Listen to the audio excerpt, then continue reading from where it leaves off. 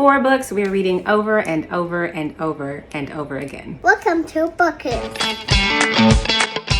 Bookish is a series where my toddler and I rate, review, and recommend kids' books. You want my pants? Let's get into the artwork. You see that? A little wet on his pants. He peed his pants, y'all. Who Wet My Pants is written by Bob Shea and illustrated by Zachary O'Hara. I really enjoyed this book. I love reading it in a country accent, like a southern country accent. I imagine that this is what this bear sounds like. Look at this. Look how beautiful the illustration is, how rich the colors are. It's a full bleed on the page, no white spaces. Let's talk about what this book is about. This book is about a couple of animal friends who went camping. One of them has wet pants, and he's trying to uncover who wet his pants because he doesn't think that he did it. And he's sort of like, I would never do that. That's embarrassing. I would never wet my own pants. But he totally wet his own pants, and he went on this crazy rampage against all of his friends, blaming them for his wet pants. His friends are incredibly patient and forgiving, and they help him reconcile what happened. In the end, this is a great book about compassion, about patience, about forgiveness, about building friendships, and ultimately about looking at like, maybe it was me and I should apologize before I go off and charge all my friends up for something that I clearly did. It's an adult lesson, but also like a great lesson for kids. If you like comedy and you like animals as people, this is the book for you. Jabari Jumps. He can't swim he can swim. Jabari Jumps can swim into the pool. Splash into the water!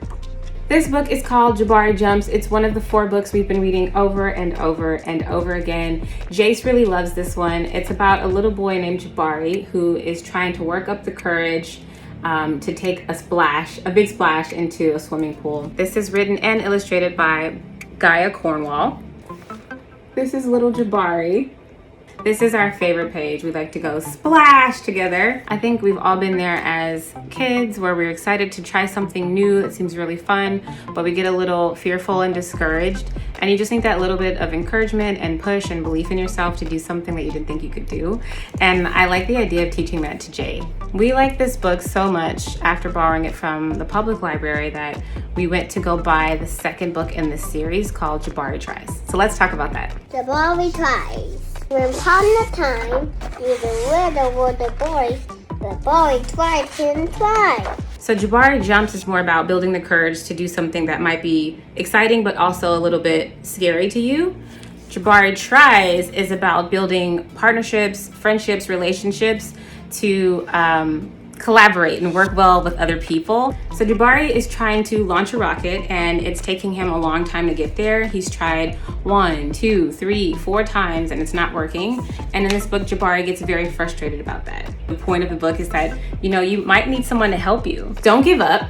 If you do want to give up, ask for help first. And that's what I like to teach Jace, and this is what this book sort of illustrates for us. The good day.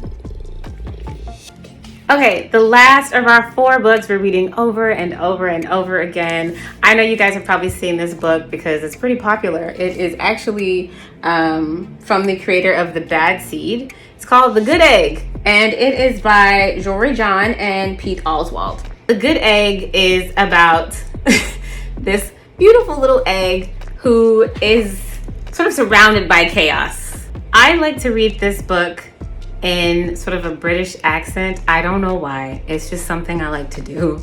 I like to give different characters. If they're giving me a vibe, I'm gonna give them a vibe. He's basically a good egg. He does all the nice things.